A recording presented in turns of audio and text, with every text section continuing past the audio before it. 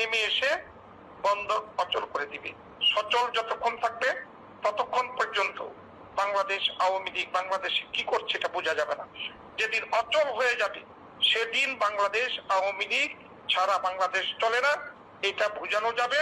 বাংলাদেশের অনুভূতিতে লাগবে, তখন রেজাল্ট পাবে না। টেলিগ্রাম গ্রুপ করেছি ওয়ার্ড পর্যায়ে, 108টি ওয়ার্ডে আমি চেষ্টা করছি সবারকে গ্রুপ করতে।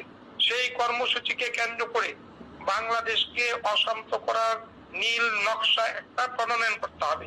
ওই নীল নকশা চট্টগ্রামে বাস্তবায়ন করতে হবে, চট্টগ্রামের মানুষ খুলনায় বাস্তবায়ন করতে হবে, খুলনার মানুষ ঢাকায় বাস্তবায়ন করতে হবে, ঢাকার মানুষ এরকম বিভাগীয় শহরে একদিনে লাল ছবি উপহার দিতে হবে, নয়তো কারো কানে পানি যাবে না।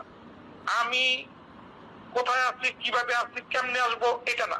উনি যদি 1000 লোক জোগাড় করতে পারে, আমি কথা দিচ্ছি একদম, এখানে লিয়াকত ভাই আছেন, আমার ছাত্রলীগের অনুজ প্রেসিডেন্ট সেক্রেটারি আছেন এবং সবাই আছেন, আল্লাহ কাজী নাজিরকে বলবো উনি যদি 1000 লোক দাঁড়া করাইতে পারে, আমি নিজে যেখান থেকেই হোক সেখানে যাবো, ঘটনা ঘটবে।